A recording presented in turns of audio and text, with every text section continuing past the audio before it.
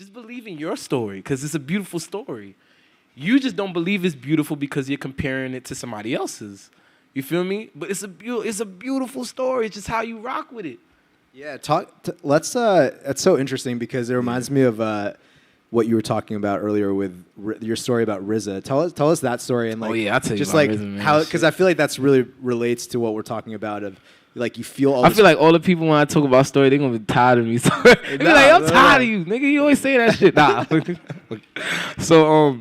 So all right, so because it's dope. Because it's such a good story because it's like true. it's basically what we're talking about like you feel the certain expectation to conform to a certain way, and then once you let that go, like that's when it seems like exactly the magic starts to happen. So then we got the word that RZA want to work and stuff like that. So I'm a big fan of RZA, honestly. Like I literally was sitting there trying to mess with the SP1200 because of him and the. What was the other joint that the MZ 8000 or whatever, some other drum shit they used, but he Joey told me that shit. I was excited. I was like, bruh, I gotta be there. You know what I'm saying? So I remember we took a very long drive to this undisclosed location because I don't snitch. We don't do that, right? Shout out RZA, you know what I'm saying? So we in the temple. All right, one disclaimer I'll say. He has an ill-ass gong in there. It's fucking fire. It's so fire. It's so fire. It's ill as fuck. So I'm looking at the shit and I'm just like amazed. Like I'm speechless. I'm not really saying nothing. Like I'm seeing like cause you know he scores movies and shit. So you seeing like what's the thing that he scored? What was that one cartoon he scored? What's the name of that joint? Yeah, Afro Samurai. Boom. So I'm seeing big posters of Afro Samurai on the joint. I'm like, damn, this is crazy. Then it's like, you know, he's known for collecting mad keyboards. So I'm seeing keyboards I've never even seen in life. Like, I'm like, yo, what is this? Like, you feel me? And it's like, his crib is huge, fire. Like, I don't want to talk too much because I don't know if this is like a disgrace. I don't know what this is. But, like, I'm just like, I just felt so honored that, like, damn, I'm like, yo, like, I think I was like 19 at the time or some shit. Like, I was young, bro. So I was just like, damn, bro, like, this is RZA. Like, what? So we're in the studio and stuff. Like I said, speechless, young kid, in awe. I can't even remember that moment that well, but I did remember, and this is the tip that literally made me plain Jane, for real. So we're in the studio and stuff, and he's playing Joey shit. He's playing shit off the MPC. He uses Ableton. That boosted mine. I was like, oh, shit, word. I was like, okay, word. At least I'm doing something right. Like, you know what I'm saying? So he's playing shit, and Joey, like, hears one joint, and then, like, he starts writing to it. So then, you know, I like, always like to leave him alone when he writing and shit, because, you know, he likes to, or whenever he's in his vibe, because sometimes he don't write. Like, he'll just go off the top of his dome on his whole shit, like just remembering it, and I just let him rock because, you know, it takes concentration to do that. So we in the other room, and we're drinking sake and shit, and that was like the first time I had sake. Shit was lit. I was like, wow, this is fire. So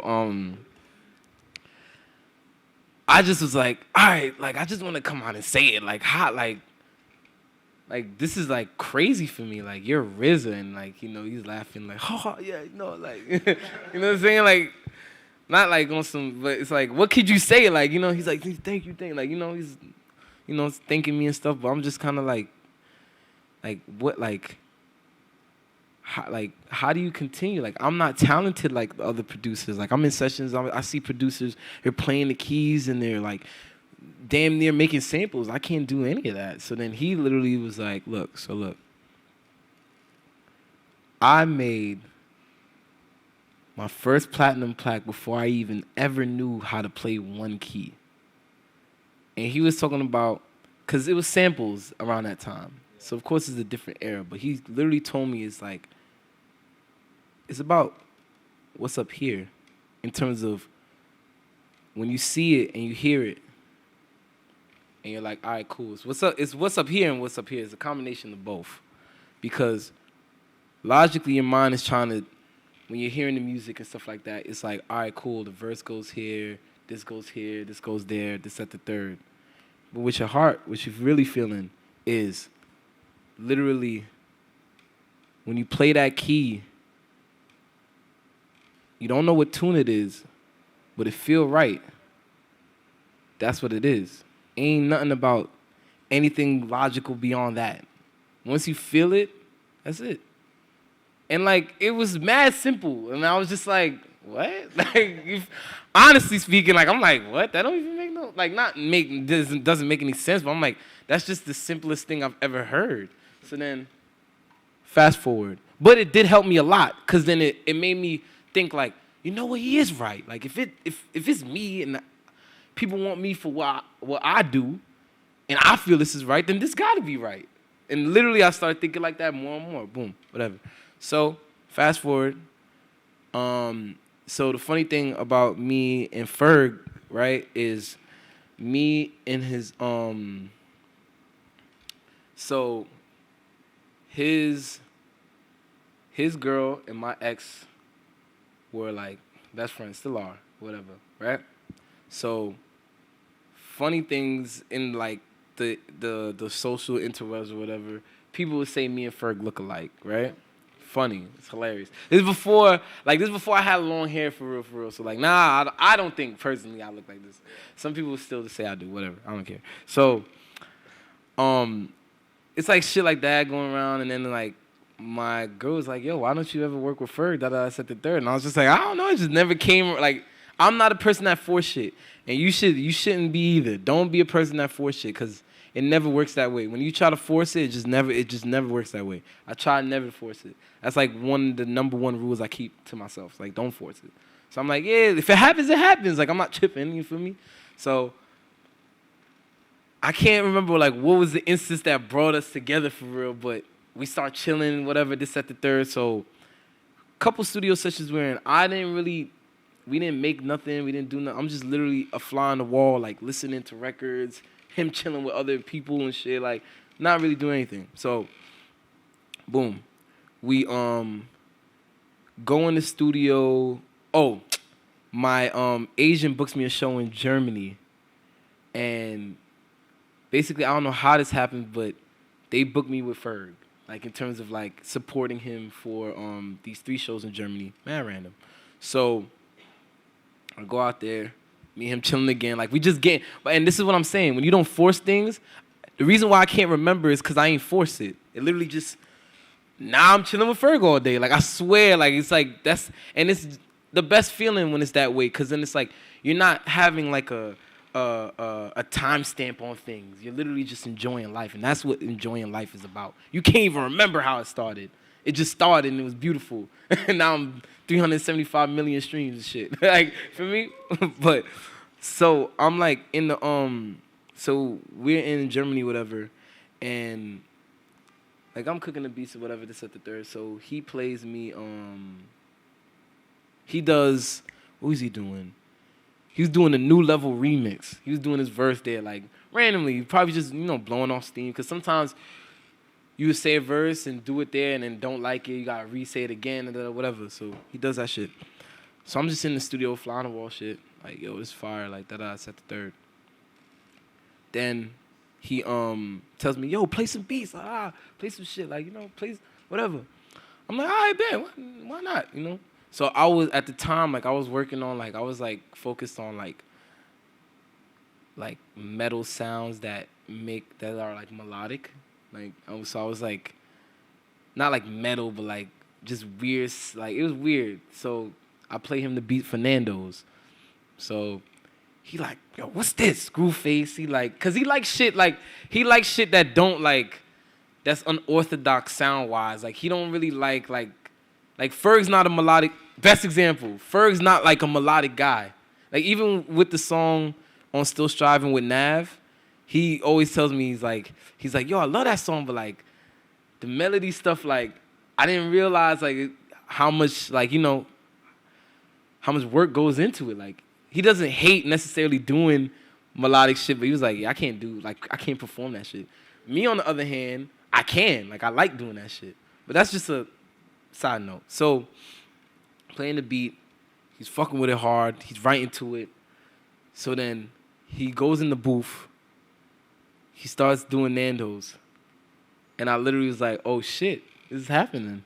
Oh shit, we here. Like, I was smiling OD. I was like, I was in the corner like, yeah, nigga. Like, yeah, I'm that nigga, boy. Like, I was OD. I remember I was hype as hell because I was just like, damn, that's fire. Because it's like, you got to understand too, it's like, everybody's road's different. But for my road, it was really hard for me because it's like, I'm coming from boom bap. So everybody's looking at me for one particular sound, like, oh yeah, he can give me that Ghostface Raekwon vibe and no, it's Wu-Tang and Digital Planet, like, and it's like, nah, that's not really like I could give you whole lot more. Like, I'm more like Pharrell. You trying to box me in like I'm like, you know? Yeah. So he's doing the beat, and literally like, I literally said to myself, I think this is what I'm gonna do for the rest of my life.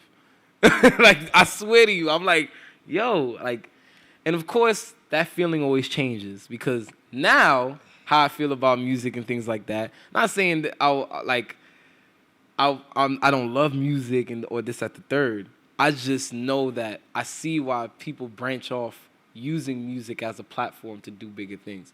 Understand that. Definitely get it now. Now that I'm older. That's really interesting. Like, for real. So when you say I think I'm going to do this the rest of my life, that was the activity of being the producer. Exactly. With the rapper in the booth. Exactly. And that was also living in the moment that I feel like a lot of people don't do. You got to live in the moment as a producer, as a lot of favorite people's favorite records are made off of the energy of the room, not the energy of the world. You understand what I'm saying? So like, you got to pay attention to that too. Like, some people will be sitting there trying to confiscate like a different type of sound and stuff like that, when all you got to do is just look around what's going on in the now around you right there and then at that moment. Like, I'm looking around me in the studio with Ferg, and it's like I see like these like German dudes like they going ham, like this is hard. Yeah. And then Ferg in the booth like, Nando's. I'm like, yeah. And it's like, it's hard. It's like make you feel like it's liberating. It's like, okay, bet, you know? And so then so that's one. I'm like, boom, ooh, fire, right? And like I said, I probably Phlegm. That was the next one. That was the one. And sometimes I mix up the two, which one's is first, but it happened already. It doesn't matter. Anyway, so Phlegm happens, right? I go to L.A. I was out in L.A. I forgot for what reason, but I think I was out there for something for Joey for some UFC stuff or whatever. So we doing some stuff. Heard Ferg was in town. I'm like, oh, bet it's lit. Let's link. So I got the Red Bull studio out in L.A. and I was working on stuff, making beats and stuff like that. But I was just like, should I make some stuff for myself or should I be a producer today? And I was just like, you know what? I'm going to just be a producer today because, like, my artist stuff, I was still trying to figure out stuff. So I didn't want to waste time in big moments of my life doing something that I could practice every day anyway. You know what I'm saying? So I just was like, yeah, let me just work on beats because, like, I should take advantage of me being in the Red Bull studio. So I tell them, bring me the Ableton Push. They brought it to me. So I'm trying to learn the push. So that's the first time I ever really messed with the push for real. So I'm trying to learn it. Because I had one myself and I was messing with it, but I didn't really get it for real. So I'm messing with it. So I'm doing I'm chopping up. So what I did was I played something and then I chopped it up. It wasn't the first time I did it, but the first conscious time that I did, like, all right, I'm going to consciously make a sample, I'm going to chop it up and see what I get. Like, so I chop it up. I'm making the beat. I'm like, yo, this shit hard, bro. I'm like, but nah, I don't feel like Ferg gonna like this one. Honestly speaking, that's what I said. But I said, you know what? You never know. Let me just play that shit. So I tell him, pull up. Yo, pull up. Yo, it's lit. He pull up. He's like, yeah, play me some shit. So, you know, that's the first thing they ever gonna ask you. Yo, play me some shit. I know you got some shit. You know what I'm saying? I know you got some shit in there. You know what I'm saying? So I play him Phlegm. First beat off rip, and he go. it's a go. And he get the notepad. He like, oh nah, this is crazy. He started writing, and like he was in his bragging bag. So then he like and it was funny because, and this is what I'm talking about, living in the moment. Like if I was in my phone, I wouldn't notice that Ferg is grabbing the blanket on the chair of the studio and putting it over him, feeling like a champion. Like that's so regular. It's so regular. It's not even like it's Versace or fucking Prada or Gucci, any of that. Like it's literally some regular shit. But just the act of doing that, being like, yeah, like I'm in the stool, like I'm comfortable in my own skin. Like that made me be like, damn, word. Like the whole world's your oyster. What the fuck? Like that's what that instance was for me. Like when he just grabbed that blanket and put that shit on his back, like nigga, I'm Superman. Like that was fire to me. I was like, word. And he just wrote the fires and then laid that verse. It was fire. And I was like, damn, it's fire. Fire song. And then he put me in the hook. He's like, Kirk Knight on the beat, right? And I was like, oh shit. I'm like, yo, that nigga, once again, nigga, like it's lit. Like we here. Like I was so hyped because then now it's like I got the shout out, my nigga. Like I got the shout out. If they see me in the song, I'm here. You feel me? And that's when I was just like, you know what? Like, music shit ain't all that bad, man. Like, because this is the realest shit I'm going to tell you. You're not going to make money for, like, the first, 3 years you do music, honestly. Like, 3-4 years. Depending on how you go, you're not making no bread. So I feel like that's, fast. Huh? That's like a fast timeline. Like you think so? I don't know. Well, I don't know. I mean, I feel, you're young, though. I don't know. I feel, but... All right, so let me be safe then. 6 years. Let's give it 6 or 5, you know? But if you're lucky, on your seventh year, you'll be like me or something like that. Because this is definitely my 7th year doing music, or like my 8th or something like that. But when you say 7th year doing music, do you mean like 7 years since you first ever tried to make a beat? Or like, was there a moment where you No, 7 years since I first ever tried to make a beat. Damn. Honestly. Yeah. So that's quick, man. Shit. What was the point I was just about to say? Damn, my bad. Fuck. What I was just about to say. What was I just talking about? Well, you're talking about Ferg and working on Nando's with him, but and actually, I wanted to bring up because I just hearing you talk about. I mean, that sounds like such an amazing moment for a producer to have, like with an artist of that stature, and I would love to talk about. Well, Plain Jane, obviously, I want to hear that story. I think everybody would love to hear that. But the way that you were explaining to me yesterday with your experience with Rocky in the studio, and how you might have these ecstatic experiences with somebody like Ferg, but like talk about the experience you had with Rocky and like then how that followed up with you making Plain Jane. So I'm gonna get to that because all of that kind of ties into what goes on. So, all right, now I remember where I was at. So then the Flem things happen. I'm hype. His manager calls me the next day and like, oh no, this is a go. We're doing the video today. So then we go back in the studio. We shoot the video. I'm like doing this shit. I'm like this. You see the video. I'm like doing my little thing. I'm like, oh shit, it's lit, nigga. Feel me? Boom. Flem happens. It drops. People are like, who the fuck is Kirk Knight? His beats are dope. Lit. Boom. Back on the map. Nando's still there, right? So we're in New York and shit. And I was actually going through a very depressing time in life, like with mad shit, like with even just with the times, man. Like there was like a very weird time, like when like music was just getting progressively just about like 808s and like stuff like that. So like, it wasn't like our music wasn't prominent. It's just like you could tell sound is changing. So like I was just in a very confusing state. Like, and that always happens with artists. Like you're gonna be in a very confusing state where you kind of don't really know what's right for you and what's wrong for you. So then it's like, and then I was going through a lot of personal shit, whatever, this, that, the third. But I didn't want to leave the house. I was really down in the dumps. And I also broke up with my girlfriend that I actually loved. So I was actually really, really sad. So going through the motions or whatever. Ferg's back in town. He's like, yo, bro, I didn't see you in a minute. What's going on? I'm just like, good could be better. Like, you know what I'm saying? Like, I'm all right. But he's like, nah, you got to get out the house. Da, da, da, da, da.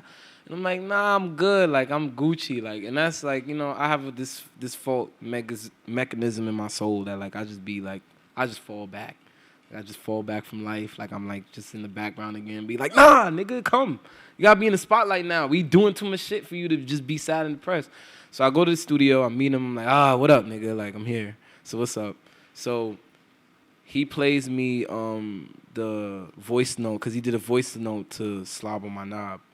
And he's like, yo, I did this voice note. Yo, I think this shit go crazy. This at the third. I want to do some shit like this. And you already know, like, their history with Juicy J and 3 6 Mafia. Like, you already know ASAP is forever validated from them off rip. So I'm listening to shit. I'm like, wow, this is actually a really great-ass idea. Let me try to mess with it. So I'm like, yo, give me that.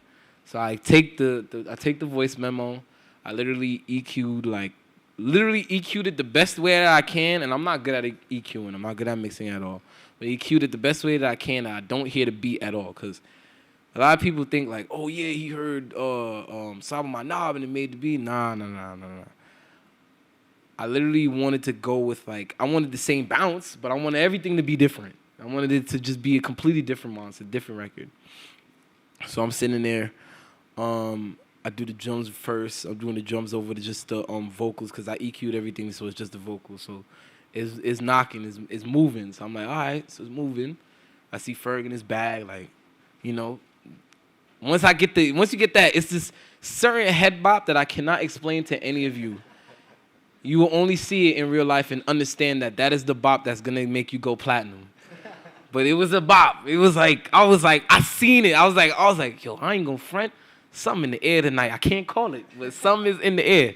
So I'm sitting there. I'm working on the shit. So I add the piano. I start adding sounds. What really did it was cause I had like a pterodactyl sound, some congos, and this some pterodactyl. I don't know what the fuck that shit was. Honestly, this shit was busting though. If you see my deconstructed, you know that shit was busting. You feel me? So what really did it was the train tracks, because then when I put the train tracks in there, it's like, I feel like it all clicked to him. Like, it was like New York. It was like, this is that 3-6, but this New York though. Like, and it's like, whoa, no, scratch that. This is New York. Like, it just was different. Like, the record just was so different when I added that in there. It's like, he was like, yo, that's crazy. He's like, once you see the face screw up, you're like, oh, it's over. You feel me? And the funny thing is, when he did it, I didn't really like it. On God. Because I felt like he was just mad sleepy on it. Like, I'm like, damn, nigga, you sound like you about to go to sleep, nigga. I'm like, this beat so hard. Like, you feel me? And honestly speaking, it's not that I wasn't feeling the beat, but I'm so used to making shit like Big Dusty and Hazel's View with Joey, so this is different for me too. So I'm listening to, I'm like, maybe this beat is kind of whack. Maybe it's not gonna go nowhere, whatever. Then my man's Rel is like, nah, this shit fire. So that's what I'm saying. It's like sometimes you're not even gonna know. It's really just how it's a feeling that everybody gonna feel, and sometimes you feel it at different moments. I didn't initially feel it then. Like, I literally just like, oh, okay, it's another record, like Trap John. But his manager felt it, Ferg was feeling it, and my man's Rel was feeling it. So I'm like, there's gotta be something I'm missing, because I made the beat. So obviously something I'm missing. So the label sleeps on the record, but Ferg's manager's gunning for it. Like, his whole soul is on it. His whole bet is on it. Like, this is one, I'm telling you. So they dropped 4 songs. Plain Jane was one of them. Out of the 4 songs, that one had the most views. It hit like 2 million fast as shit. And then the label was like, yo, what record is this? Like, we never heard this. You know, labels be playing. Like, they act like they heard it, but they ain't really hear it. But when they see everybody messing with it, then they gonna mess with you. That's the funny thing about labels. We could talk about labels another masterclass or whatever, because they're funny. But anyway, I'm like, on some shit, I'm sitting in the crib like, damn, man, shit's kind of hard, man. I wish it could have been on the album. Fuck it, though. I'll get back in. All of a sudden, I see the song gone. I'm like, oh, what the fuck? So I call and like, yo, what's good? Like, is it gone? Like, they deleting it. Like, nah, this is going on the album now. I was like, oh, really? Hey! I'm like, oh, it's lit. Like, you know what I'm saying? But it's still all talk. Like, that's the one thing. Don't have high expectations if you want to be in the music industry. Because literally shit will turn left in like 30 seconds. So never, ever have high expectations. Like, I had the highest expectations for things and got so crushed. And sometimes that shit can crush you so much that it crushes your creativity. So just try not to do that. You feel me? Just a pointer. But, so I'm sitting there. I'm hype geeking in my old crib, like, yeah, nigga. Like, I'm here, like, da-da-da, like, yet again, you feel me? And I'm building. And it was dope because I also say this too, always strive to build with an artist and just sending out mad beats to niggas and doing this at the third. Because it's like, at the end of the day, me sending out beats did not get me anywhere, honestly. And I don't really even be selling beats like that. Like, a lot of people don't have, like, a Kirk beat. It's, like, very rare people have that shit. And it's, like, sometimes it hurts my pockets. But do I care about the money? No. Because I actually care about my craft and my integrity. So it's, like, money gonna come. Money always gonna be there. You feel me? But that's one thing I always try to tell people because, like, even with Joey, like, I grew up with Joey. Even with Ferg. Even if we don't make music ever again, for that time period, I grew up with Ferg. You feel me? It's about growing with that artist in that time period. It's not about what type of beats you send or whatever, this at the third. Sometimes that email shit is whack. Always try to be in person because then it's like, think about it like this. You ever text somebody and they did not get, like the way you came off, they didn't get it. They was like, oh, why you saying this? I'm like, nah, I even mean it like that. Nigga, like, I was talking like this or like this. And they're like, oh, nah, I thought you meant it like this. It's because it's not in person. It's through computers. It's through technology. It's not supposed to be like that.